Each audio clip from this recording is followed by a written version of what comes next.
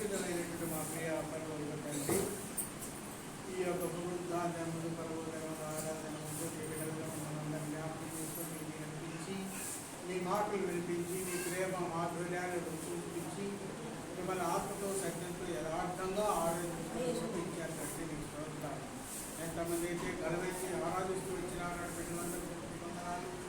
ధైర్యం చాలగా గౌరవ అక్కడ తండ్రి, సడన లేక తండ్రి, ఆయా మౌనంగా ఉండిన అక్కడ తండ్రి ఆరాధించబడుతూ కూడా మీకు స్తోత్రాలు చెల్లిస్తాం. మీకు తండ్రి అయా మనందరినీ జ్ఞాపకం చేసుకొని మా సుఖపై ఆశలు కూర్చొని దీవించిన మీకు స్తోత్రాలు చెల్లిస్తున్నాను. తిరిగి నా అక్కడ తండ్రి మీరు ప్రయాణం కట్టి ఉన్నది మేము ఏ రీతిగా జీవించాలి, ఏ రీతిగా జీవిస్తున్నాం అనేటువంటి విషయాల్ని దేవా మరి బల్లకు ముందుగా తండ్రి మీకు వాక్యాలను వింటుండగా ఆ కళ తండ్రి ఈ దీన దాసుడు కూడా జ్ఞాపకం చేసుకోండి. దేవా నేను చెబితే ఎవరు వినరు తండ్రి, ఎవరికి అర్థం కాదు, అర్థమయ్యే శైలిలో తండ్రి మీరే నన్ను ప్రభావాన్ని విరిచి బలపరిచి ధారాళంగా మీ బిడ్డ మీద ప్రభు ఆడుకొని నా కళ తండ్రి పక్కన పెట్టి సమస్త మహిమ ఘనత ప్రభావం మీరే ఆరోపించుకోవాల్సిందిగా ప్రార్థిస్తున్నాను. దేవా కనికరించిన ఆయన ప్రభుత్వం జ్ఞాపకం చేసుకోమని ముందున్న సమయాన్ని మాకు ఎంతో ఆశలు కనుక నీవులు కనుక మేలు కనుక చేసి మహిమ పొందమని మమ్మల్ని అందరినీ మీ చేతులుగా అప్పగించుకుంటూ ఆత్మ పరిచయం చేసుకొని మీరు ఇచ్చిన యోగ్యతను కాపాడుకున్న విధానంలో అక్కడ తండ్రి మీ యొక్క రక్త మాసాలు సాదృశిగా ఉంచబడినటువంటి రొట్టె ద్రాక్షరసంలో పాల్పొంది మేలు పొందటానికి మీరు మాకు సహాయం చేసి బలపరిచి నడిపించమని యేసయ్య పుణ్యనామంలోనే స్తుతించి ప్రార్థిస్తున్నాం తండ్రి. ఆమేన్.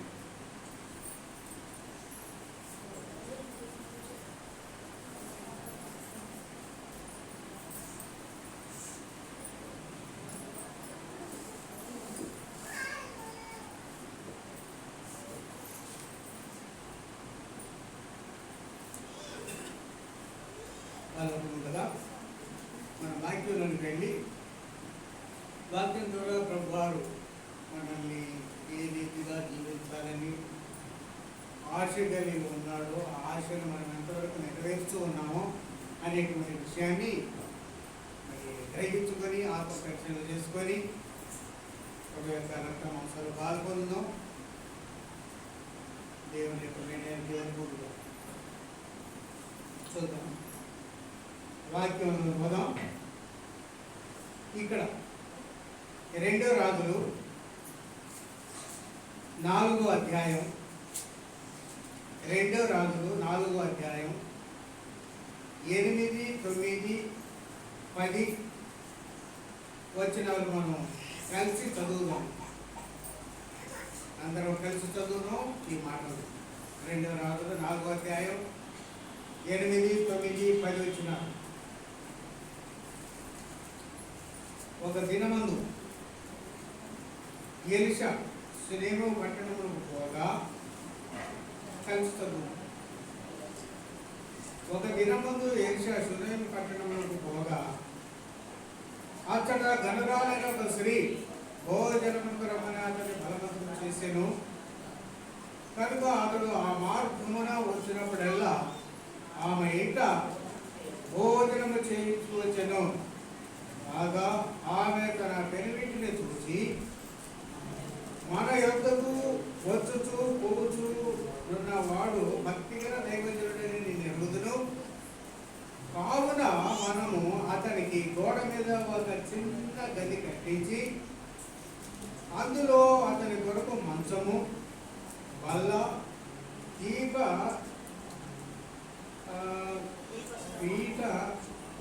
స్తంభము ఉంచుదాం. అతడు మన యుద్ధకు వచ్చినప్పుడల్లా అందులో వచ్చే వచ్చునని చెప్పాను. ఆ తరువాత అతడు అక్కడికి ఒకనొక దినమున వచ్చి ఆ గదిలో చచ్చి అక్కడ పరుండెను. చిన్న వాక్య లేఖన భాగాన్ని అందరి వరకు ఆశీర్వదించి మొదటి కొరింథీయులకు రాసిన పత్రిక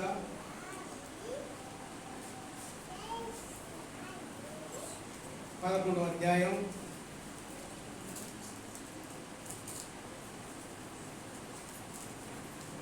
28, 29, 30, 31. మొదటి కొరింథీ 11వ అధ్యాయం 28, 29, 30, 31 మనం కలిసి చదువుదాం. కాబట్టి ప్రతి మనుషుడు తను తాను పరీక్షించుకున్నను, అలాగ చేసి ఆ రొట్టె తిని ఆ పాత్రను త్రాగవలెను. ప్రభు శరీరమని వివేచింపక తిని త్రాగువాడు తనకు శిక్ష విధి కలుగుని తిని త్రాగుతున్నాడు. ఇందువల్లే మీరు అనేకులు బలహీన రోగులై ఉన్నారు, చాలా మంది నిద్రిస్తున్నారు. అయితే మానవులను మనమే విమర్శించుకునే ఎడల తీర్పు కొంతగా పొందుతాము. చూసారా ఇక్కడ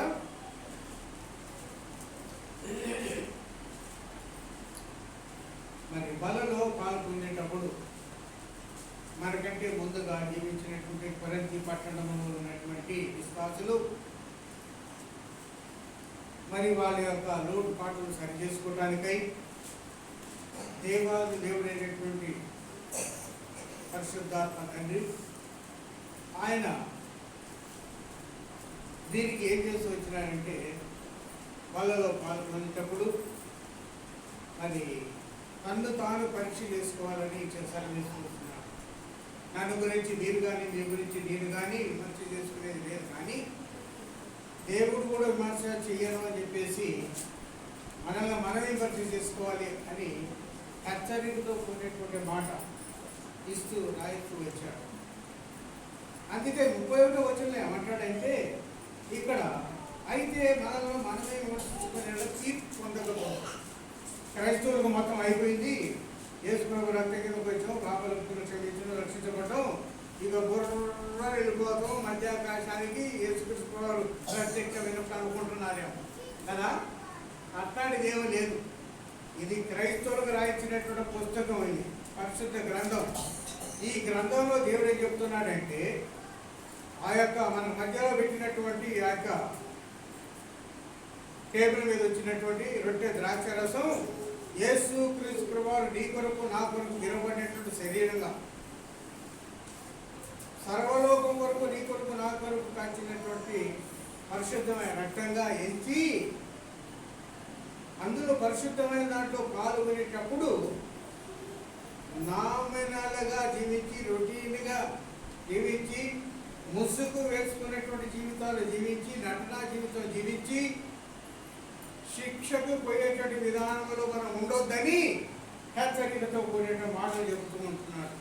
ఇక తన్ను తాను పరీక్ష చేసుకోవాలి కదా. విమర్శించుకుంటే తీర్పు పొందలేదు. తీర్పు ఉన్న తర్వాత క్రైస్తవ విధానంలో పరిశుద్ధతను కాపాడుకొని అందరితో సమాధానం కాపాడుకుంటూ జీవించి దేవుని యొక్క రక్త మాసాలు సాదృశ్యంగా ఉంచబడినటువంటి దాక్షారసంలో పొందితే వారు పొందినటువంటి వారికి క్షేమం, మన కుటుంబానికి క్షేమం, సంఘానికి క్షేమం, దేవునికి మహిమ. అది గుర్తించి గ్రహించి మనం విమర్శ చేసుకోవాలి, పరీక్ష చేసుకోవాలి కదా. ఒక హక్కు ఉన్నది పరిశుద్ధ గ్రంథంలో. ఇప్పుడు అక్కల గురించి చెప్పుదాం. ఒక హక్కు ఉన్నది, ఒక స్త్రీ, ఆమె దేవుని దృష్టిలో ఘనమైనదట. ఎందుకు ఘనమైనది, ఎందు గురించి ఘనమైనది అని చెప్పి పరిశుద్ధాత్మ దేవుడు వాక్యంలో ఆమె గురించి రాయించి ఉంచాడు అనేటువంటి విషయాలు మనం చూద్దామా వద్దా? చూద్దాం. అయితే ఇక్కడ చదువుకున్నటువంటి వాక్య లేఖన భాగంలో ఇక్కడ 2 రాజులు 4వ అధ్యాయం 8, 9, 10 వచనాల్లో ఏమని రాయబడిందయ్యా అంటే, ఒక దినమందు ఎలీషా సిరేను పట్టణమునకు పోగా అతడు గనురాలైన ఒక స్త్రీ భోజనం రమ్మని అతని బలవంతులు చేసెను. కనుక అతడు ఆ మార్గమున వెళ్ళినప్పుడల్లా ఆమె ఇంట భోజనము చేస్తూ వచ్చెను అన్నది. చూసారా, గనురాలైన స్త్రీ. మరి ఈమె ఎందు గురించి గనురాలని మరి పరిశుద్ధాత్మదేవుడు పేరు రాయించకుండా ఆమెని గనురాలుగా ఇచ్చి చూపించినట్టుగా రాయించుతూ వచ్చాడు ఇక్కడ. అంటే ఆ యొక్క స్త్రీ తన జీవితంలో ఇక్కడ మరి సామెతల గ్రంథం, సామెతల 9వ అధ్యాయం 10వ వచనం చదవండి.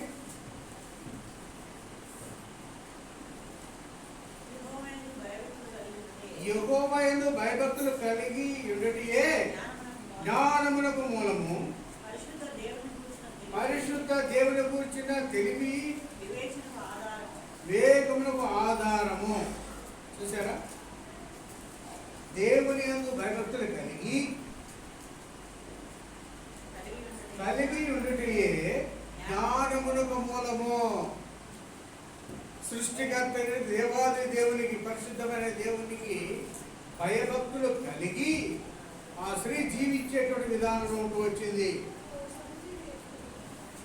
కనుక ఆమెని ధనురాలుగా రాయిస్తూ వచ్చాడు పరిశుద్ధాత్మ దేవుడు. అంతేకాదు, ఇంకొక దగ్గర చూస్తే ఈ రీతిగా రాయబడుతూ వచ్చింది అంటే ఈ యొక్క స్త్రీ విషయంలో 144వ కీర్తన 15వ వచనం ఏముంది అక్కడ? 144:15.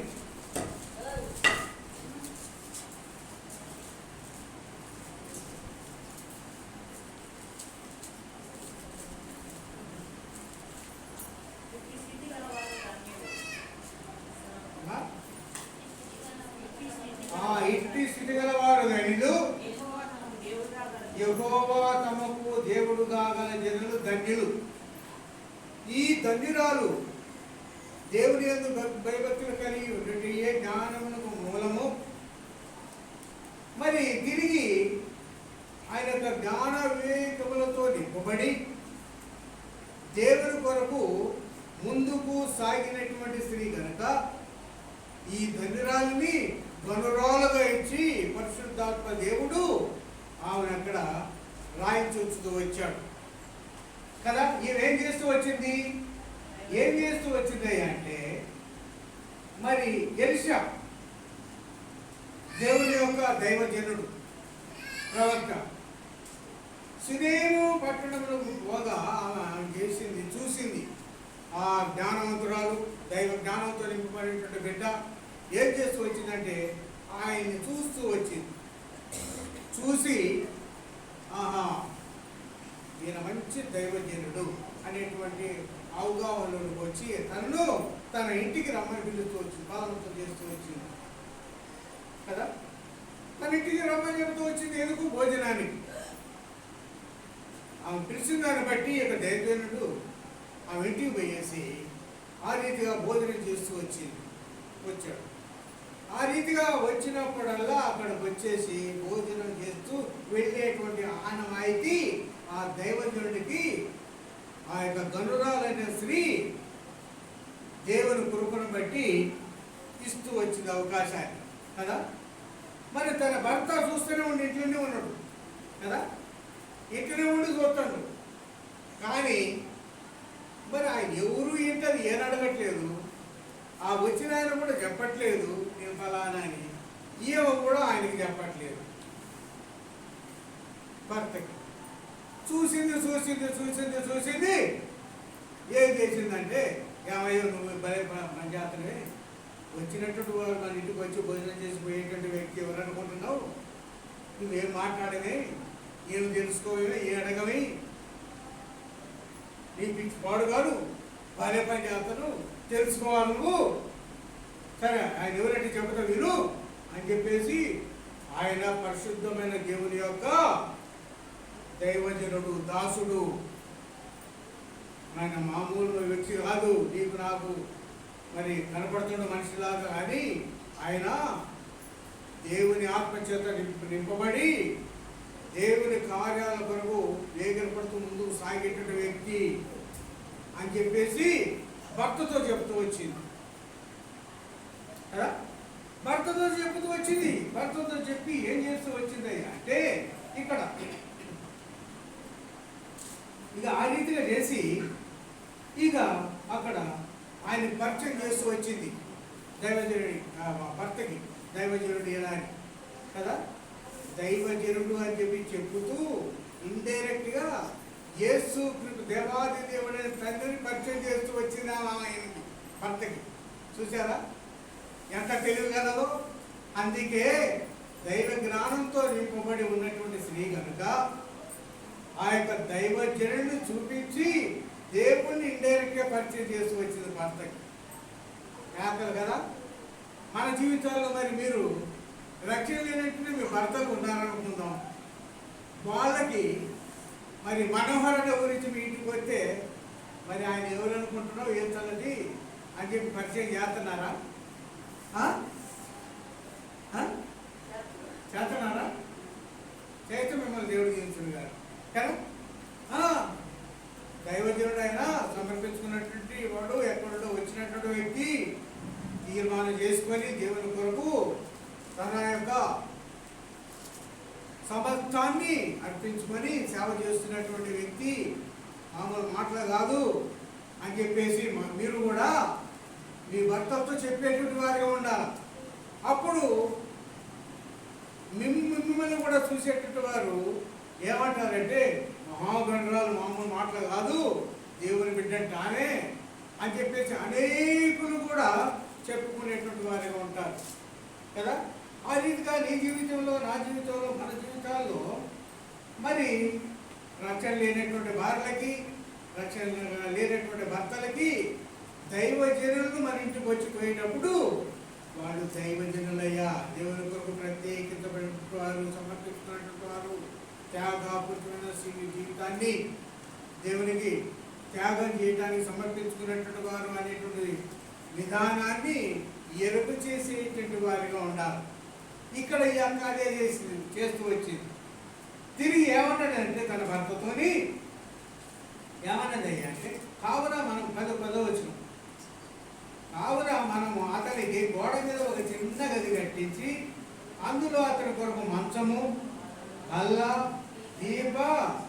పీఠ, దీపస్తంభం ఉంచుతాము. అతడు మన యొద్దకు వచ్చినప్పుడల్లా అందులో బసయవచ్చునని చెప్పుతూ వచ్చింది. చూసారా, భర్తను కూడా మార్పులోని తీసుకొస్తుంది ఈ యొక్క స్త్రీ. మరి మీ జీవితాల్లో, మా జీవితాల్లో మనం ఏం చేయాలంటే రక్షణ లేనటువంటి భర్తలకి, రక్షణ లేనటువంటి భార్యలకి మనం ఏం చేయాలంటే ఈ యొక్క గణరాలు ఏ రీతిగానైతే మరి దైవజనుడిని గుర్తు చేస్తూ ఇండైరెక్ట్గా యేసుక్రీస్తు ప్రభువుని పరిచయం చేస్తూ వచ్చిందో ఆ రీతిగా మనం పరిచయం చేసేటువంటి వ్యక్తులుగా ఉండాలి ఆ గృహాల్లో కదా. మనం నాకెందుకులే, తాగుతుండు, పోతుండు, తిరుగుతుండు, ఆయన కర్మ కానిపోయి పెడతా అని అనుకుంటున్నావా? లేదు. ఇలాంటి సమయం, సందర్భం వచ్చినప్పుడు, సేవకులు మన ఇంటికి వచ్చినప్పుడు మన భర్తలకి, మన భార్యలకి ఆయన గురించి చెప్పి దేవుణ్ణి పరిచయం చేసేటువంటి వారికి ఉండాలి. వారు వాళ్ళ గురించి వచ్చి ప్రార్థన చేస్తారు కదా. ఆ రీతిగా చేసేటువంటి విధానంలో నేను మనందరం కూడా ఉండాలని ఇక్కడ పరిశుద్ధాత్మ దేవుడు ఈ యొక్కని ఆయన ఆమె జీవితాన్ని రాయించి ఉంచుతూ వచ్చాడు. కనుక ఈమె గరురాలు, సురేము అనేటువంటి పదానికి ఏంటిదయ్య అంటే 2 నివాస స్థలములు అని అర్థం, 2 నివాస స్థలాలు అని అర్థం కదా.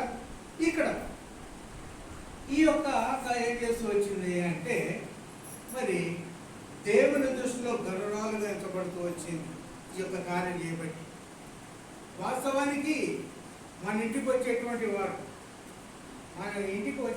వారు సేవకులు మనం స్టడీ చేస్తూ రావాలి. ఆత్మ స్టడీ చేస్తూ వచ్చింది వాళ్ళని, వాళ్ళ యొక్క జీవితాన్ని, ఎలీషా యొక్క జీవితాన్ని.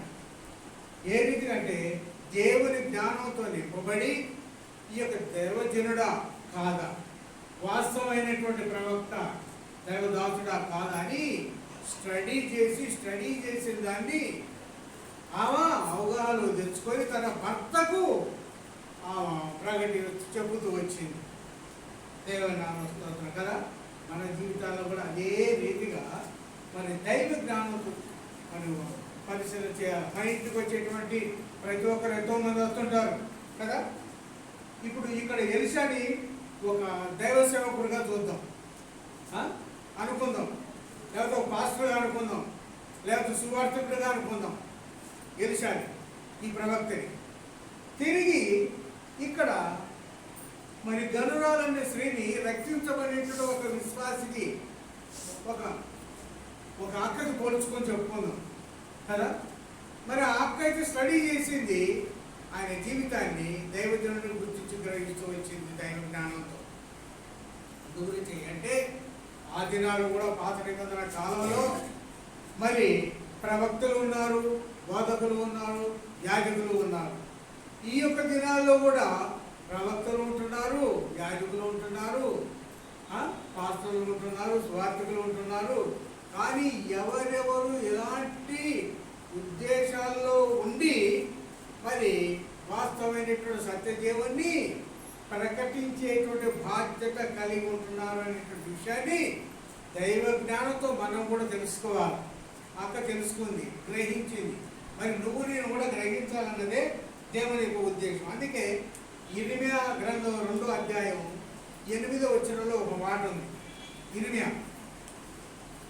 ఇర్మియా గ్రంథము 2వ అధ్యాయం 8వ వచనం చదవండి. ఇక్కడ కూడా 2వ అధ్యాయం 8వ వచనం.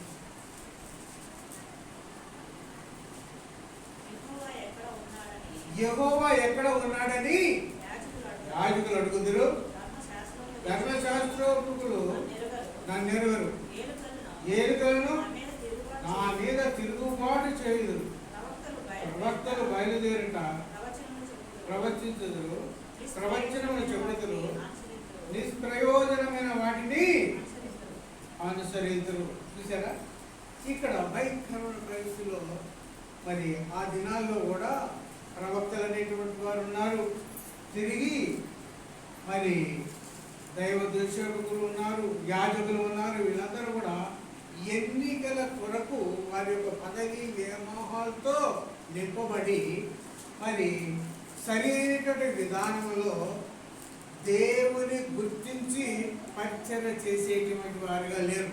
అందుకే ఇక్కడ ఏమని రాయబడుతూ వచ్చింది అంటే మరి ఇర్మియా గ్రంథం, అదే ఇర్మియా 14:14లో ఒక మాట ఉంది. ఇక్కడ కూడా ఇర్మియా 8:14 యెహోవా నాతో ఇట్లైనను, ప్రవక్తలు నా నామమున బట్టి అబద్ధములు ప్రకటిస్తున్నారు, నేను వారిని పంపలేదు, వారికి ఆజ్ఞ ఇయ్యలేదు, వారితో మాట్లాడలేదు, వారు అసత్య దర్శనమును, శకునమును, మాయా తంత్రమును, తమ హృదయమున పుట్టిన వంచనను ప్రకటన చేస్తున్నారు. చూసారా, ఇలాంటి పరిస్థితుల్లో ఉన్నారు ఆ దినాల్లో కూడా. ఆ దినాల్లో కూడా వంచనగా వక్రీకరించి అసలు దేవుడు పంపలేదు, వాళ్ళకి ఆజ్ఞలేదు, అలాంటి వారు ప్రవక్తన అని చెప్పేసి, యాజకం అని చెప్పేసి రకరకాల పద్ధతుల్లో వారు అబద్ధాలు ప్రకటించేటువంటి వారిగా ఉన్నారు. అందుకే ఈ యొక్క గనురాలనే స్త్రీ ఎలీషాను మాత్రం స్టడీ చేసి వచ్చిన దైవ జ్ఞానం చేత చేసి ఈయన కరెక్ట్ అయిన మనిషి, దైవజనుడు, దేవుడు చెప్పిందే ప్రజలకు బోధించేటువంటి వ్యక్తి అనేటువంటి తీర్మానంలో వచ్చి తన భర్తకు పరిచయం చేస్తూ వచ్చింది. తన భర్తను కూడా ఒప్పిస్తూ వచ్చింది కదా.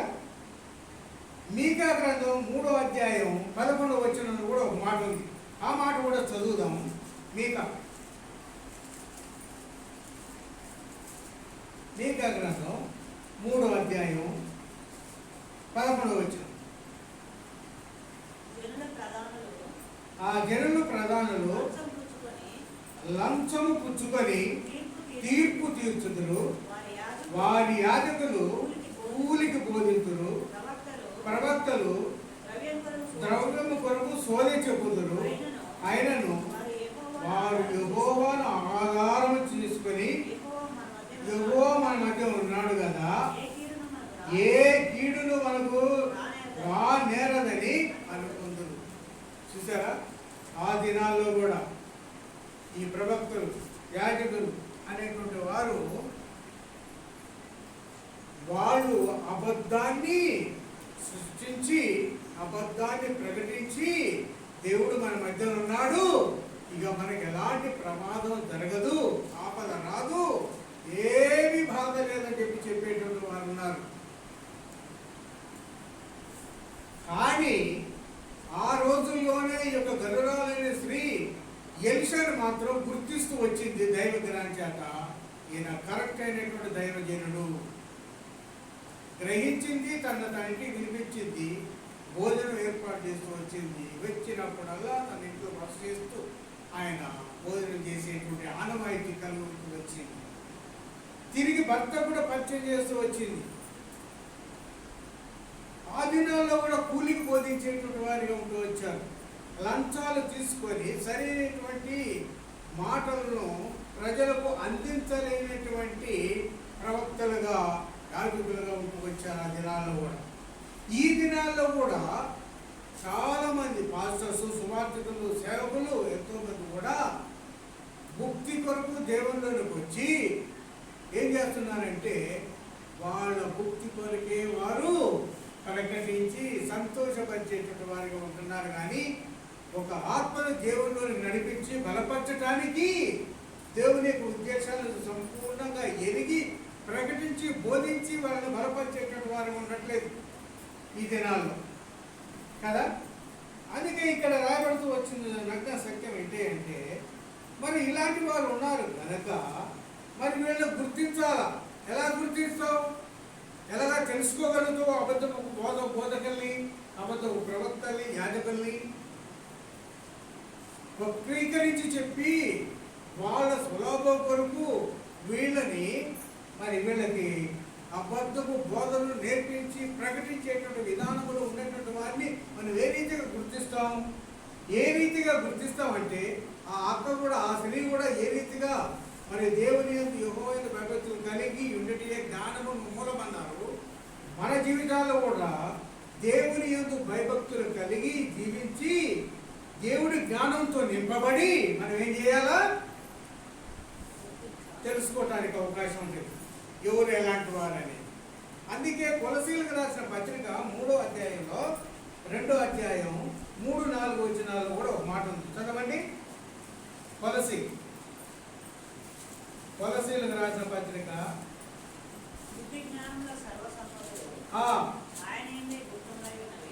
చూసారా, ఇక్కడ బుద్ధి జ్ఞానముల సర్వసంపదలు ఆయనందే గుప్తములై ఉన్నాయి. బుద్ధి జ్ఞానాలు ఎవరిలో ఉన్నాయో ఆయన ఎందు భయభక్తులు కలిగి మనం జీవించడానికి తీర్మానం చేసుకుంటూ వచ్చాం. కనుక మనకి ఈ బుద్ధి జ్ఞాన వివేచనను బట్టి మనము ఎవరు ఏ బోధ చేస్తున్నారు, ఎవరు ఏ పద్ధతిలో జీవిస్తుంటున్నారు, వాస్తవమైనటువంటి యాజక పరిచయం చేసేటువంటి వారేనా అనేటువంటి విషయాన్ని మనం గ్రహించుకునేటువంటి విధానంలో ఎవరితో మనం సహవాసం చేయాలో, ఎవరితో సహవాసం చేయకూడదో అనేటువంటి విషయాన్ని మనం గుర్తించి గ్రహించి జీవించేటువంటి వారికి ఉన్నట్టుంటే మనం ధనిలో కదా. ఎవరింటికి వచ్చే వాళ్ళని ఇంట్లో పిలిపించేసి ఇక మనం ప్రార్థన చేయించుకుంటామా? మనం హెబ్రోను బ్రాండ్ మధ్యాకాశంలో దేవుడు ప్రత్యక్షమైనప్పుడు వాక్య భయంతో గదగదలాడేటువంటి గుంపు ఇది మంది మార్పు చెంది ఎత్తబడి కొనుకోబడి యుగయుగాలు ప్రభుత్వం పాటు ఉండేటువంటి ఆధిక్యత కలిగినటువంటి ప్రజలు మనం. అలాంటి మన యొక్క ఇళ్లలోనికి, మన గృహాల్లోనికి వేరే వాళ్ళు, వేరే డినామినేషన్ వాళ్ళు వస్తే మనం ఒప్పుకొని తర్వాత ఇంటికి తీసుకొస్తామా? వాళ్ళకి ఏమి తెలవకుండా. కనుక ఈ అక్క ఏ రీతిగానైతే ఆ దైవజనుడు అయినటువంటి ఎలీషాను దైవ జ్ఞానంతో ఈయన దైవజనుడిని గుర్తిస్తూ వచ్చిందో అదే రీతిగా నీ జీవితంలో, నా జీవితంలో మరి బుద్ధి జ్ఞానం సర్వ సంపదలు గుప్తములై ఉన్నటువంటి యేసు క్రీస్తు ప్రభువాన్ని మనం కలిగి ఉన్నాం కనుక ఆ జ్ఞానంతోనే మనం ఎవరు ఏంటి అనేది గ్రహించి గుర్తించి ఎవరితో సహవాసం చేయాలా, ఎవరిని ఇంట్లోకి రాణించాలా, పిలవాలా, ఎవరికి ఆతిథ్యం ఇవ్వాలా, ఎవరితోని మనం ప్రార్థన చేయించుకోవాలా, ఎవరితో మనం దేవుని వాక్యాన్ని చెప్పించుకోవాలి అనేటువంటి విషయాల్ని మనం గుర్తించి గ్రహించి అనుసరించేటువంటి వారిగా ఉండాలని ఈ యొక్క గనురాలైన శ్రేణిని మనం ముందుంచి ఈ మధ్యాహార సేవలో నీతో నాతో మాట్లాడుతూ ఉంటున్నాడు దేవుడు. అర్థమైంది అక్కలారా? ఎవరు పడితే వాళ్ళు కదా వచ్చారు కదా అని చెప్పేసి మనదేదో మనం చూపించుకోవటానికి, మేము ఎబ్రహం బ్రాండ్ అని చెప్పి చెప్పుకోవటానికి, పరలోక రాజ్యానికి మేము అప్పుదారు అని చెప్పుకోవటానికి రెండన్నా అని ఇంటికి తీసుకుపోయి కాదు చేయించుకొని పెట్టి డబ్బులు జబ్బులో పెట్టి పంపేయటమా? ఎవరు ఎలాంటి వారో తెలుసుకోవాలా, గ్రహించాలా. బుద్ధి జ్ఞానులు సర్వ సంపదలు గుప్తములై ఉన్నటువంటి యేసు క్రీస్తుని కలిగి ఉన్నటువంటి మనం ఆ స్త్రీ ఏ రీతిగా గ్రహించిందో ఆయన్ని మనం కూడా గ్రహింపులోకి వచ్చి మన జీవితాల్లో కొరకు ప్రాణం పెట్టి క్రయాలు కట్టి కొనుక్కునేటువంటి దేవునికి ఇష్టంగా జీవించాలి. లేకపోతే ఎవరిని పడితే వాళ్ళని ఇల్లులోకి పిలిపించేటువంటి పరిస్థితులు ఉండకూడదు. పడిపోతాం కదా. మన మందిరానికి అక్కడ భద్రాచలంలో ఒక ఆయన ఉన్నాడు కదా. ఆయన రక్షించబడ్డాడు, బాప్తిసం తీసుకోవడం అంత అయింది, బాగానే ఉంది. కానీ యెహోవా సాక్షుల్లోనికి వెళ్ళాడు. అంటే యేసు క్రీస్తు ప్రభువు దేవుడు కాదు అని చెప్పుకునేటువంటి ప్రకటించేటువంటి గుంపులో చేరాడు. తప్పు కాదు అది. యేసు క్రీస్తు సృష్టికర్త, నిన్ను నన్ను సృష్టించిన దేవుడు తప్పిపోయినటువంటి మానవాళి కొరకు ప్రాణం పెట్టడానికి తండ్రి చేత అభిషేకించబడి భూమి మీదకి మానవ ఆకారంతో వచ్చి శిలువలో ఘోరమైనటువంటి మరణాన్ని తీసుకున్నటువంటి దేవుడు మన దేవుడు. ఆయన దేవుడు కాదు అని చెప్పేసి అంటారు యోహాను సాక్షి. వాళ్ళని కించపరిచినట్టు కాదు, కానీ ఆ పరిస్థితుల్లో ఉన్నటువంటి వారిని మన ఇళ్లలోనికి రానియకూడదు. వస్తారు, సరసరి వస్తారు, ఏదో పరిచయం చేసుకుంటారు, ఎన్నో రకాలు చేయబోతారు, మనల్ని వెండి చేయబోతారు, వాళ్ళ దాంట్లో లాగడానికి చూస్తారు. వాళ్ళ మాట పోయే పని లేదు. మన జాగ్రత్తతో మనం ఉండాలని దేవుడు ఇష్టపడి ఈ యొక్క మధ్యాహ్న సమయంలో వాక్య లేఖనాల ద్వారా ఆ గండ్రోలైన స్త్రీని మన ముందు మనతో మాట్లాడుతుంటున్నాడు. అక్కడ అర్థమవుతుందా? కనుక మన జీవితాలు ఏం చేయాలంటే ప్రయత్నించాలి. ఇక చాలామంది అయితే మరి తిమోతికి రాసిన పత్రిక 1 తిమోతి 1వ అధ్యాయం అక్కడ చూడండి, 2-3 వచనాలు చూసుకొని మనం ముగించుకుందాం. 1 తిమోతి 1వ అధ్యాయం 7-8 వచ్చిన చదవండి. కొందరు వీటిని మానుకొని తొలగిపోయి తాము చెప్పు వాటినైనను నిశ్చయమైనట్టుగా రూఢిగా పలుకు వాటినైనను గ్రహింపకపోయినను ధర్మశాస్త్రోపదేశకులై ఉండగోని నిష్ప్రయోజనమైన ముచ్చట్లకు తిరుగుతూ వచ్చారు. చూసారా, కొంతమంది చెబుతుంటారు ఏమని, వల్ల గుండె బల్ల ఇరిగిపెట్టేట్టుగా చెబుతారు కదా. వల్ల ఇరిగిపోతే చేయి కూడా ఇరిగిపోతే అవసరమైతే అంత కొట్టుకుంటూ చెబుతుంటారు, అరిచి చెబుతుంటారు. ఏమంటారు ఇక్కడ, కొందరు వీటిని మానుకొని తొలగిపోయి తాము చెప్పువాటినైనా నిత్యమైనట్టు రూఢిగా పలుకు వాటినైనను గ్రహింపకపోయినా. ఏదైతే చెబుతున్నారో అది గ్రహింపు లేకపోయినప్పటికీ సైతం అజ్ఞానంలో ఉండి కూడా జీవించి కూడా జ్ఞానవంతుడైన యేసు క్రీస్తు వారిని హృదయంలో చేర్చుకోకుండా వారు చెప్పేది బాల గుజ్జుడని చెప్పుకుంటారు కొంతమంది. యేసు క్రీస్తు వారు ప్రేమించాను, ఆయన ప్రేమను రుచి చూచాను, అని చెప్పుతూ బల్ల గుర్తు బాగా ఇరిగిపెట్టుకుంటుంది వారు. కానీ వాస్తవానికి అలాంటి వారు ఎలాంటి పరిస్థితిలో ఉన్నారు అనేటువంటి విషయాన్ని మనం గుర్తించాలంటే వాళ్ళ జీవితాలు ఏ రీతిగానే మనం స్టడీ చేసేటువంటి అవసరం ఎంతైనా ఉంది. అందుకే ఇక్కడ 36వ కీర్తన 1వ వచనం చదవండి. 36:1.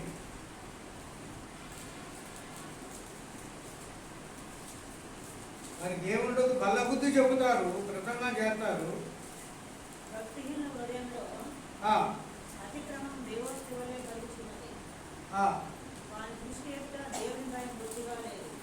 చాలండి, చూసారా? ఇంకా భక్తి హృదయంలో అతిక్రమం దేవోక్తి వలె పలుకుతుంటది. భక్తి లేదు, వాళ్ళకి సరైన విధానంలో లేరు, జీవించరు. పళ్ళ బుద్ధి చెబితే పళ్ళు ఇరిగిపోద్ది, చెయ్యి కూడా ఇరిగిపోద్ది అవసరమైతే.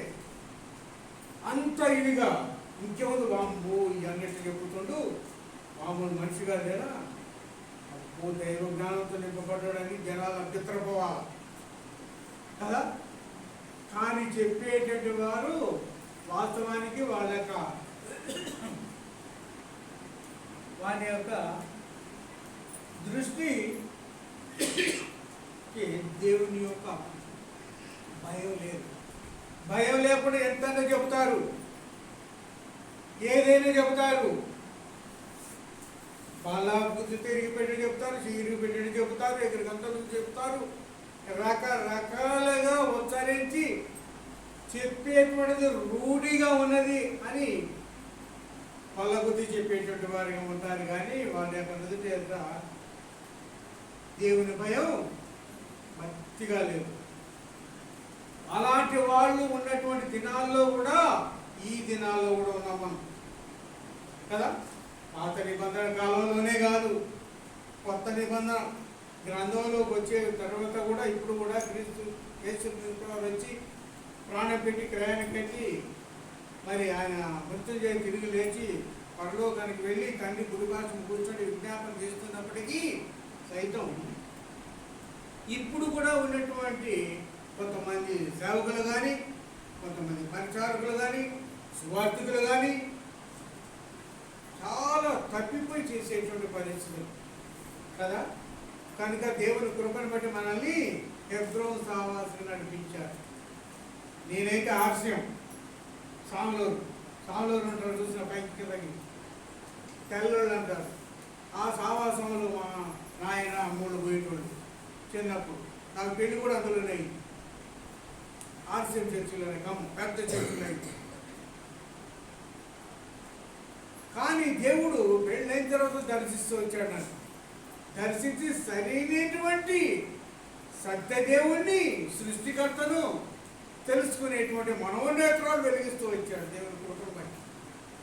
ఇప్పుడు మీ మధ్య నుండి నేను ఈ మాటలు, దేవుడి మాటలు చెప్తున్నానంటే దేవుని కృప. ఒకప్పుడు ఆర్స్యం బోధనలోనే ఉన్నా. అన్ని ఆచారాలు, పద్ధతులు అన్నీ ఉంటాయి అక్కడ. అందులో అదే పద్ధతిలో ఉన్నటువంటి లోకాన్ని విడిచినటువంటి నా బతికి ఎక్కడ ఉండేది ఎప్పుడు? ఎక్కడ? పాతాళాల్లో ఉండేటువంటి కదా. అలాంటి పరిస్థితి దేవుడు నన్ను విడిపిస్తూ వచ్చాడు.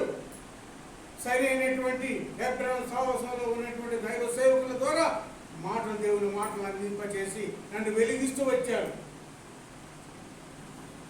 చక్కటి జీవితాన్ని ప్రసాదిస్తూ వచ్చాడు. పాపాలు ఒప్పించి, క్షమించి, రక్షించి తన కుమారుడుగా స్వీకరించి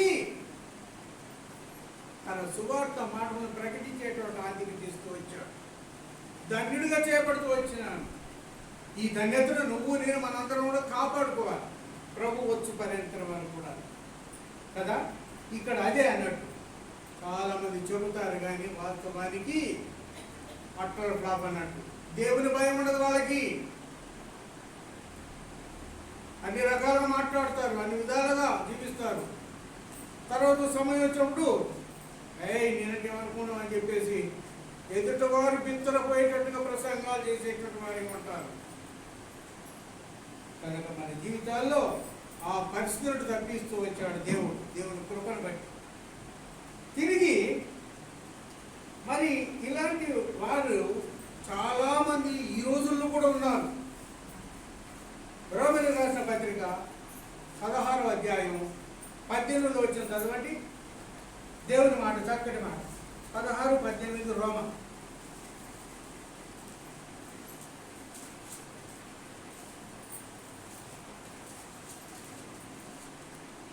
వారు మన ప్రభువైన క్రీస్తును కాక తమ కడుపునకే దాసులు, వారి ఇంపైన మాటల వలన ఇచ్చకముల వలన నిష్కపట మనసులను మోసపూచుతున్నారు. చూసారా, ఇది పరిస్థితి. అట్టి వారు మన ప్రభువైన క్రీస్తునకు కాక తమ కడుపునకే దాసులు, వారు ఇంపైన మాటల వలనను ఇచ్చకముల వలనను నిష్కపటులైన వారి మనసులను మోసపుచ్చేటువంటి బాధి. చూసారా, ఈ దినాల్లో కూడా ఉన్నారు అనేక మంది సేవకులు, పరిచారకులు, సువార్తలు అనేటోళ్ళు ఎదుటి వారిని మోసగించి ఇచ్చే ఒక మాటల ద్వారా మరి క్రీస్తుకు దాసులు కాక వారి కడుపునకే దాసులు కదా. మరి మనోహరన్న వాస్తవానికి ఆయన సమర్పించుకొని దేవుని సేవ కొరకు తన ప్రాణాన్ని అంకితం చేయడానికి అర్పించుకొని త్యాగపూర్వకంగా సమర్పించుకున్నటువంటి దైవజనుడు. అవునా కాదా? మంచోడా కాదు? చెప్పండి. అక్కడ మంచోడు చేతులు వెళ్తుంది, ఎవరు వెళ్తారు? Very good. దేవుని నామం నేను కూడా ఎక్కుతా. ఎందుకంటే నేను ఇక్కడ రావడానికి కూడా, వాక్యం చెప్పడానికి కూడా కొంచెం భయపడతాను. నేను 28 సంవత్సరాలు పరిచయం చేస్తుంటా, అన్ని సంఘాలు తిరిగా. కానీ అన్న వాక్యం కూడా గంభీరంగా ఉంటుంది. పోతే సారపాక అన్న వాక్యం కూడా చాలా గంభీరంగా ఉంటుంది. ఈ 2 స్థలాలకు రావాలంటే నాకు కొంచెం భయమైంది. వాళ్ళ గురించి భయమైంది, మీ గురించి భయమైంది. ఎందుకంటే మీకు బలమైన ఆహారం తినిపించాలి. మరి పొట్టిట్టు మాట చెప్పిపోతే బాబమ్ము అంటారు కదా. కనుక బలమైనటువంటి ఆహారం పిల్లలకి అందించినటువంటి దైవ సేవకులు మన సేవకులు మనోహరణ కదా. కడుపు కోసం చూసుకొని చేయడానికి రాదు పరిచర్య కదా. కొంతమంది అయితే వారి కడుపే వాళ్ళకి దాసులాట. తర్వాత ఫిలిప్పీయులకు రాసిన పత్రికలో కూడా ఒక మాట ఉంటాయి, చదువుదామా? ఫిలిప్పు 3వ అధ్యాయం 19 వచ్చిన చదవండి. ఫిలిప్పీయులకు రాసిన పత్రిక 3వ అధ్యాయం 19 వచ్చిన.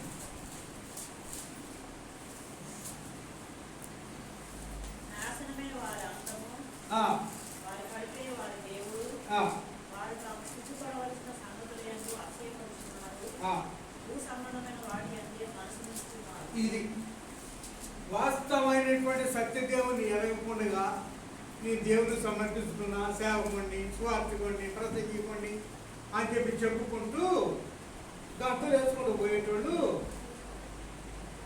మరి సిగ్గుపడవలసినటువంటి సంగతుల మీద కాక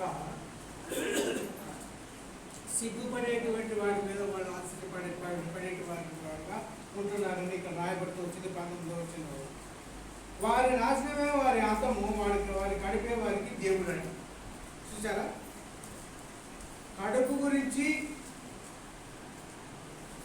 ఆశించి నేను దేవుని సేవకుని చెప్పుకొని ప్రగల్భాలు కొట్టుకుంటూ సిగ్గుపడవలసినటువంటి సంగతుల్లో అతిశయించి చెప్పుకునేటువంటి వారు ఉన్నారు. అలాంటి వారు కనిపెట్టి వారితో సావాసం చెయ్యాలా వద్దా అనేది గ్రహించి మనం జీవించాలన్నది దేవుని యొక్క ఉద్దేశం, చిత్తమై ఉన్నది కదా. కనుక మరి అలాంటి వాళ్ళని కడిపే వారికి మరి దేవుడుగా ఎంచేటువంటి వారిని మరి కడిపే వారికి మరి కడుపుగా దాసులుగా ఉన్నటువంటి వారు మరి వారిని ఏ రీతిగా మనం గ్రహించగలుగుతాం? దైవ జ్ఞానంతో నింపబడినటువంటి మనము మన జీవితాల్లో గనురాలైన స్త్రీ అయినటువంటి వ్యక్తి ఏ రీతిగా ఎలుసైన గ్రహిస్తూ వచ్చిందో మనం కూడా గ్రహించేటువంటి వారిగా ఉండాలి కదా.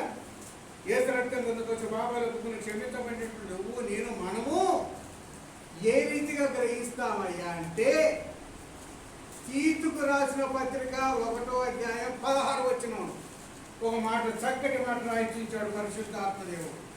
తీతుకు రాసిన పత్రిక 1వ అధ్యాయం 16వ వచనంలో ఒక మాట ఉంది.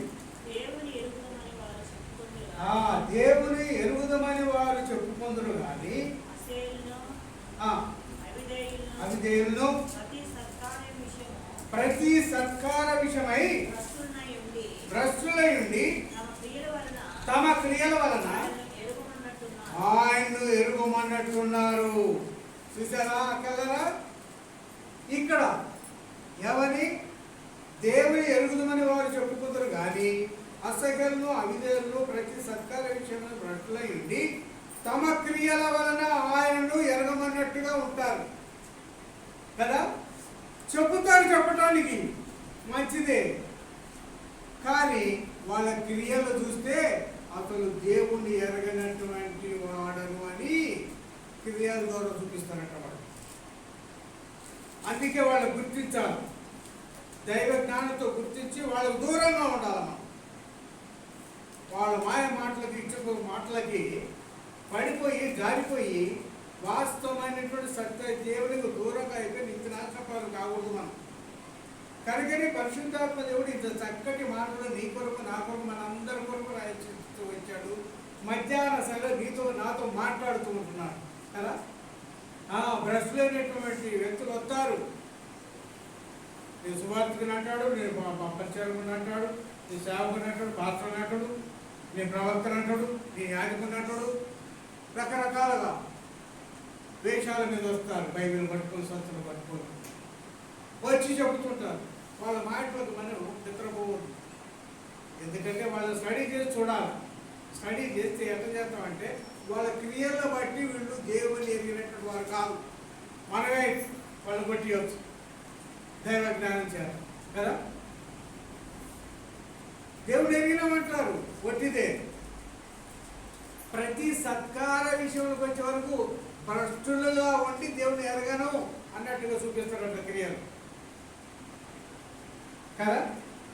కనుక అటు వారిని కనిపెట్టి మనం మన ఆత్మీయ జీవితానికి ఏ మాత్రం కూడా కుంటుపడకుండా మనం జాగ్రత్త పడి వారి కూర్చులో చిక్కుకోకుండా జీవించాలి. దేవుని సహాయాన్ని అడిగి అది దేవుడు ఈ యొక్క మధ్యాహ్న సమయంలో నీతో నాతో మాట్లాడుతున్నాడు. పరిశుద్ధాత్మ దేవుడు గ్రహించిన మరి మనం గ్రహించేటువంటి జ్ఞానం ఇచ్చాడా మనకి? ఇచ్చినప్పుడు మనం అట్లాంటి మోసపుచ్చేటువంటి పాత్రల దగ్గర పోవద్దు. కోసమా ఎందుకోసం మాకు అవసరం లేదయ్యా, మాకు ఉన్నాడు సేవకుడు, ఎవరు మనవరాడు ఉన్నాడు, మాకు నిజమైన సేవకుడు ఉన్నాడు. అక్కడ సునేమి పట్టణంలో ఉన్నటువంటి గర్వాలైన స్త్రీ అనలేదా? ఎలీషాను పట్టుకొని నిజమైన దైవ సేవకుడు దైవజనుడైన భర్తకి పరిచయం చేస్తూ వచ్చింది కదా. మనం కూడా వచ్చినటువంటి వాళ్ళకి ఏం చేయాలా? అయ్యా మాకు సేవకుడు ఉన్నాడు, నిజమైన సేవకుడు, సమర్పణతో కూడినటువంటి సేవకుడు, త్యాగాపూరితమైనటువంటి సేవకుడు, దేవుని కొరకు తన సమస్తాన్ని విడిచి వచ్చినటువంటి సేవకుడు ఉన్నాడు. అయ్యా మాకు చాలు తిరాలండి కదా, అట్లా చేసుకుంటాం వీళ్ళకి. అదే మరి అట్లా రావద్దు. మరిగా ఆ క్యాండిడేట్ రానివద్దు. ఇక వచ్చింది అనుకో మాయ మాట చెప్తాడు, మన మాట్లాడతాం. ఏడైపోతాం అప్పటికి, పాత్రలో పోతాం, నరకానికి పోతాం, గిలగలు ఆడతాం అక్కడ కదా. మోసపుచ్చేవాడు ఉంటారు, చాలా జాగ్రత్తగా ఉండాలి మనం.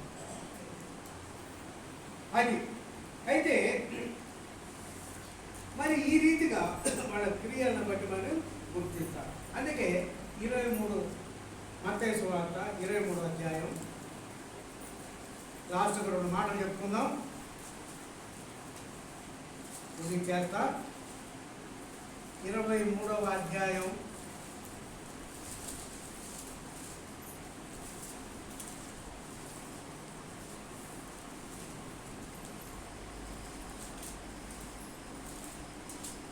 1 నుండి 3 వచనాలు. 1 నుండి 3 వచనాలు చదవండి. అప్పుడు యేసు జనసమూహములతోనూ తన శిష్యులతోనూ ఇట్లనెను, శాస్త్రులను పరిసయ్యులను మోసే పీఠమందు కూర్చుండువారు కనుక వారు మీతో చెప్పు వాటన్నిటిని అనుసరించి భయపడి ఆయనను వారి క్రియసూత్రం చేయకుడి, వారు చెప్పుదురే కానీ చేయరు. అది తర్వాత 27, 28 వచనాలు కూడా అదే అధ్యాయం.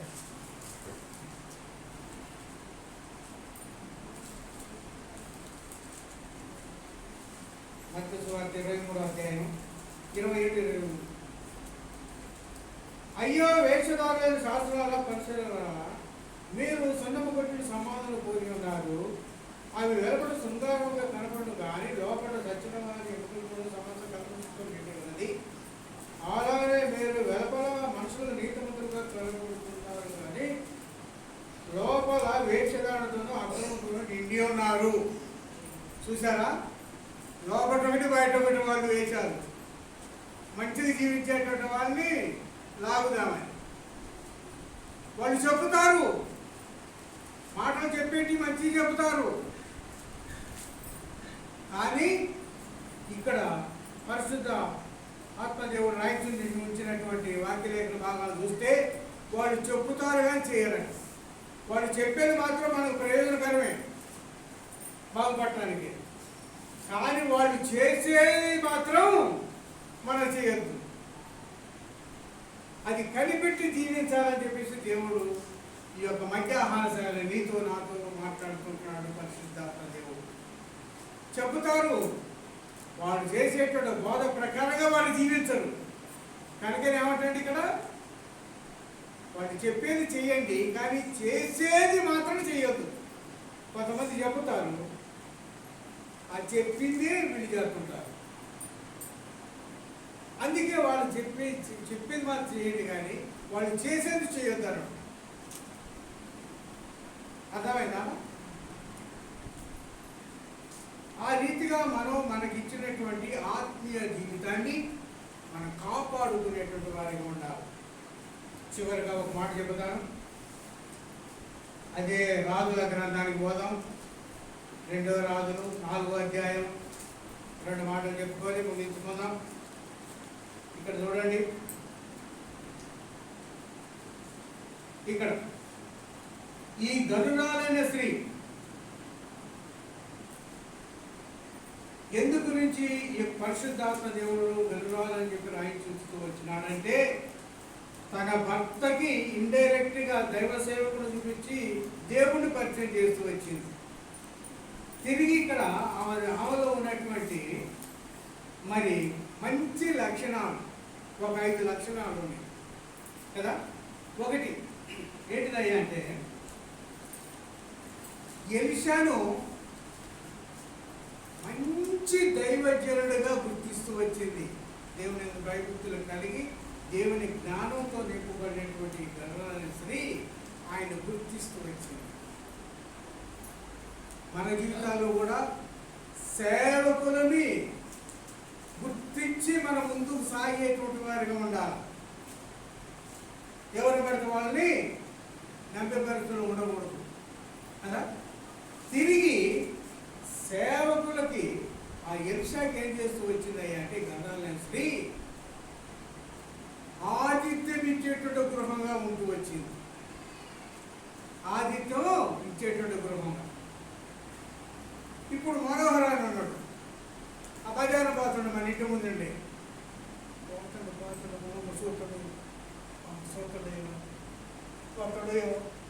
అని వస్తే టీయాల్లో లేకపోతే టీపులు పెట్టాలో బో పెట్టాలో లేకపోతే కూర్చోబెట్టాలో అని చెప్పేసి భయంతో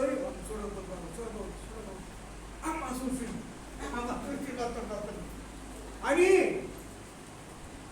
సేవకుడికి ఆతిథ్యం ఇచ్చేటువంటి విషయంలో కొంచెం బుద్ధులు చూపించుకొని కష్టాల పాలయ్యేటువంటి వారిగా ఉన్నారు చాలామంది. లేరా? దైవ సేవకులకు ఎంత ఇస్తే అంత మనకి దీవెన ఆశీర్వాదమే కదా. ఒకటి దగ్గరకు వచ్చేసి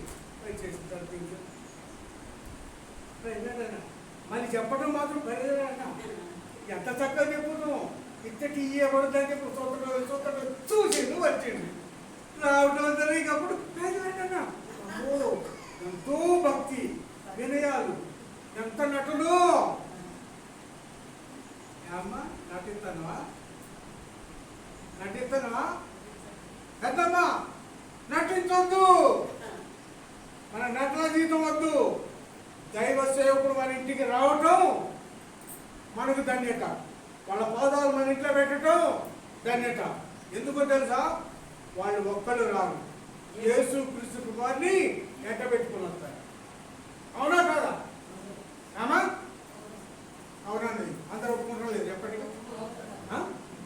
ఆ తల్లి అన్నది మన అందరూ ఒప్పుకోవాల్సిందే, ఇది కరెక్ట్. కనుక దైవ సేవకుల్ని మన ఇంటికి రావటం, ఆహ్వానించటం మనం ఎంత ధన్యతతో రావాలన్నమాట తెలుసా. మన పాదాలు మన ఇంట్లో, మన వాకిట్లో దాటి ఉదరం పెట్టారంటే, ఇంట్లో పెట్టారంటే మనకు ఆశీర్వాదం దేవుని. ఎందుకంటే యేసు క్రీస్తు వారిని ఎంట పెట్టుకొని వస్తారు కదా.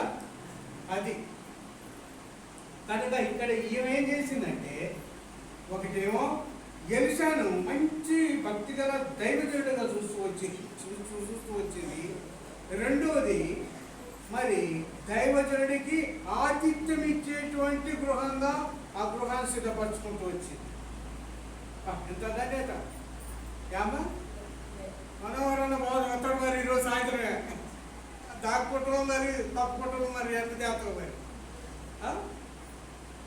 అటు పోతున్నా కానీ అన్నా దాన్ని పిలిచేటట్టు ఉండాలా కదా.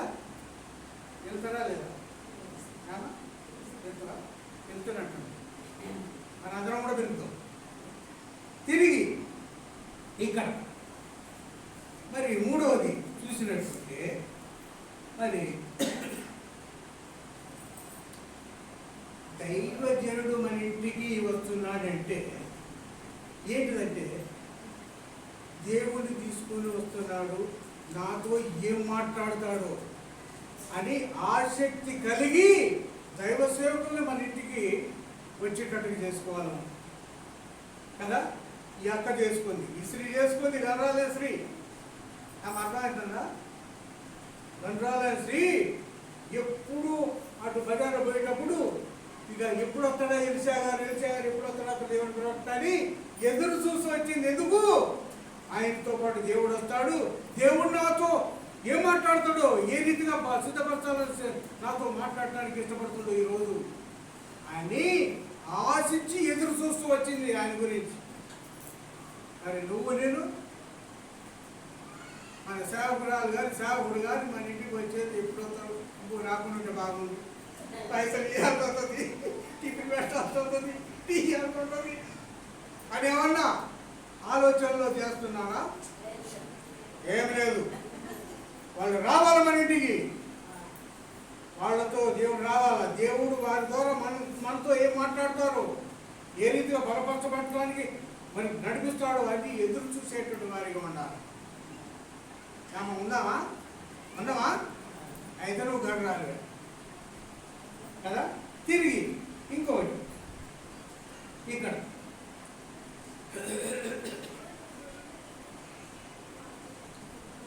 ఈ యొక్క అక్క తన ఇంటిలోనే సువార్తికురాలు పనిచేస్తూ వచ్చింది. 5 లక్షణాలు. ఈ 4 లక్షలు సువార్తను ప్రకటించేటటువంటి వ్యక్తిగా ఇంటిలోనే స్టార్ట్ చేస్తూ వచ్చిన అబ్బాయి. ఎవరికి చెప్పింది? ఈయన మంచి దైవజనుడు ఎలిషా గారు అని చెప్పి ఎవరితో చెప్పింది? తన సొంత భర్తతోనే చెప్పింది కదా. అమ్మో నేను ఆ మాట చెప్తే నా ఒళ్ళు పగిలిపోతే అని చెప్పి ఆగిందా? ఆగల. మంచిగా మర్యాదతో స్మూత్గా చక్కగా వినసొంపుగా రుచికరంగా తన మాటలను పెట్టి ఆయన మంచి దైవజనుడయ్యా, ఆయన వచ్చిపోయే దోస్తులు అడగవేంటి, నేను చెప్తాను నేను అని ఆయన్ని యేసు క్రీస్తు సువార్త ప్రకటిస్తూ వచ్చింది ఇంట్లోనే కదా. మన ఇంట్లో రక్షణ లేనటువంటి భర్తలు మనం చెప్పుకుంటున్నామా? ఏమా నీ భర్తకు చెబుతున్నావా నువ్వు?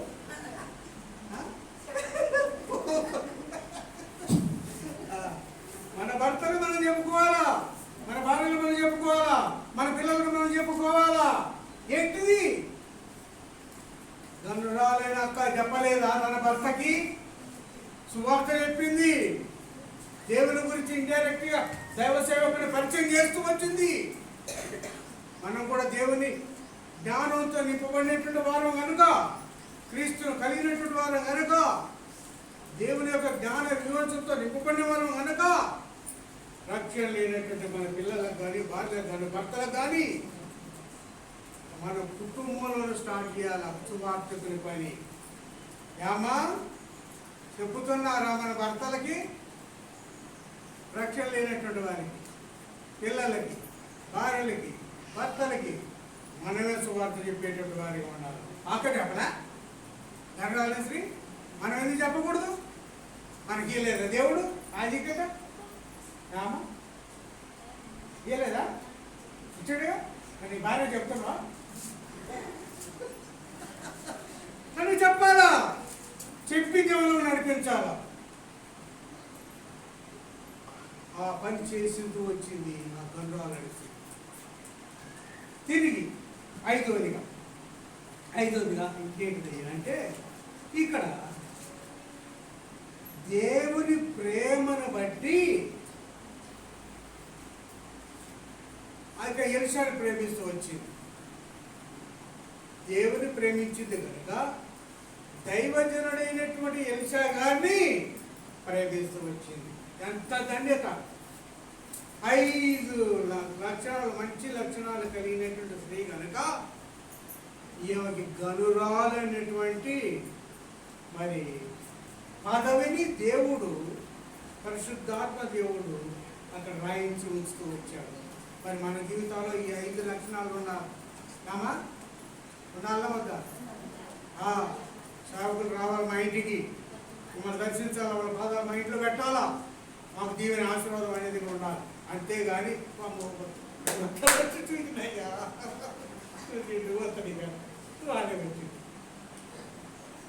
ఎట్ట అనేది భయం ఉండకూడదు. రావాలి వాళ్ళు సేవకులు మన ఇంటికి వస్తే మనకు ఆశీర్వాదం దీవెన. వాళ్ళు ఒక్కరు రాదు, దేవుని తీసుకొని వస్తాడు యేసుక్రీస్తు వారిని. కనుక మనం ధన్యులుగా ఉంటాం, దేవుడి చేత దీవించబడతాం.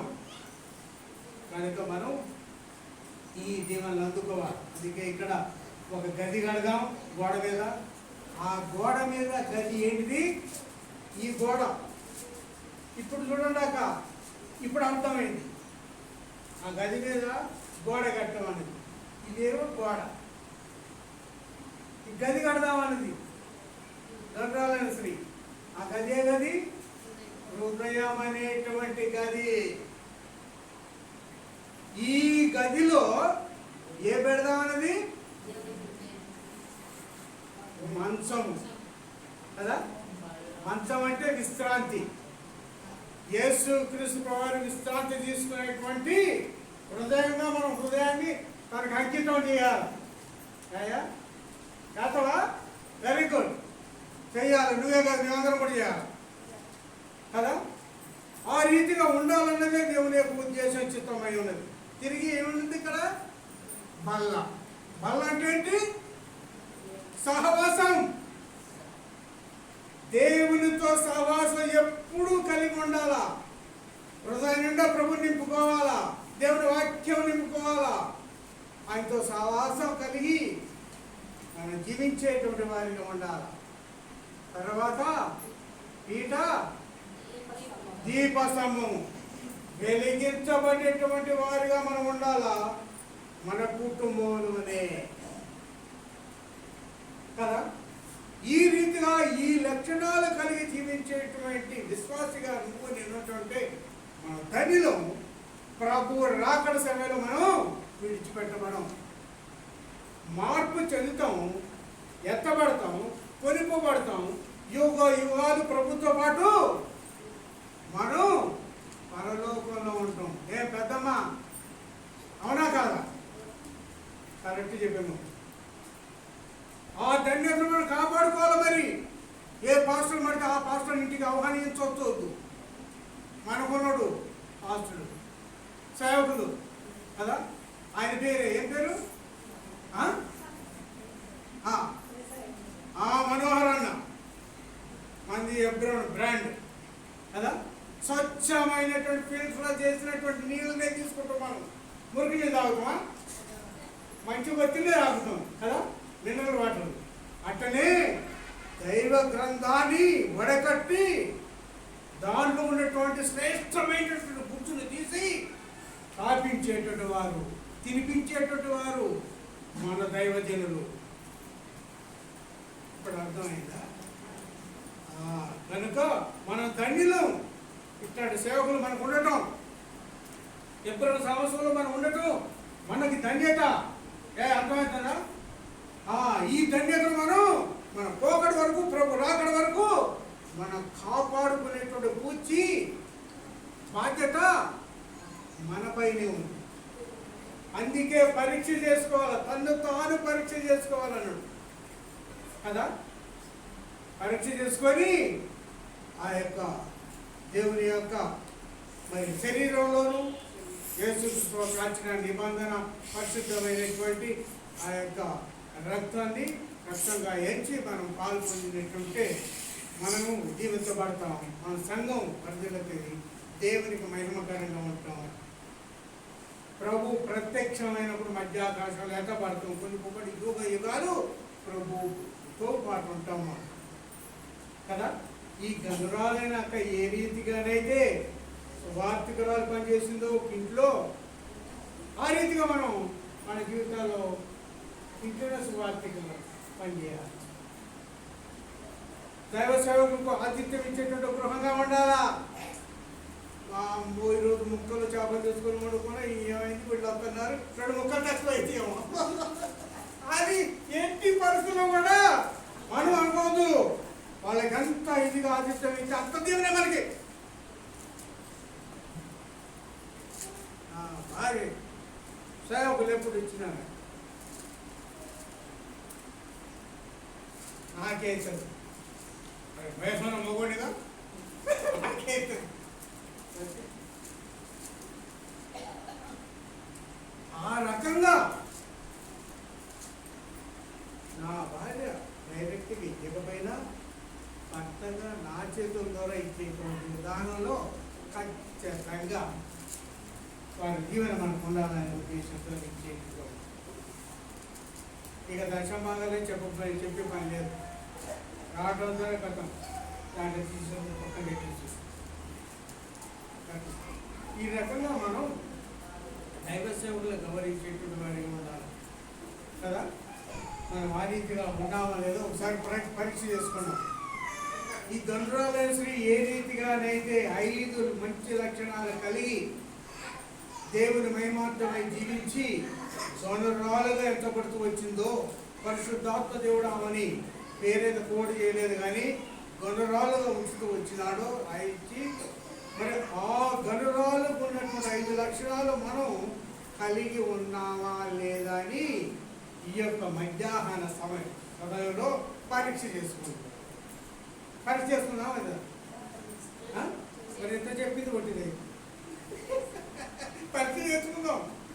పరీక్ష చేసుకున్న తర్వాతనే దాంట్లో ఫెయిల్ కాకుండా ఉన్నట్టుంటే మన పనులు కాదు. ఒకవేళ ఈ 5 లక్షణాల్లో ఏదో ఒకటి తప్పిపోయినట్టుంటే ప్రభా తప్పిపోయింది ఆయన సేవకులకు పోతట్టు పిలవలేదు నాకు ఒప్పుకోవాలా. ఒప్పుకొని ఒకసారి నా జీవితంలో ఆ రీతిగా చేయను అని చెప్పేసి ఆ విషయాన్ని విడిచిపెట్టేసి 5 లక్షణాలు మనం పోగు చేసుకొని సమకూర్చుకొని అనుసరించి జీవించి దేవుని మహిమకరంగా ఉన్నటువంటి దేవుడు మనల్ని జీవిస్తాడు. అలాంటి వారి ఇప్పుడు దేవుని పనులలో ఆ రీతిగా ప్రభావం మనకు సహాయం చేసి బలపరిచి నడిపిస్తున్నారు. అందరు మోకాళ్ళ మీద రండి అయ్యా, అందరూ మోకాళ్ళ మీద రండి.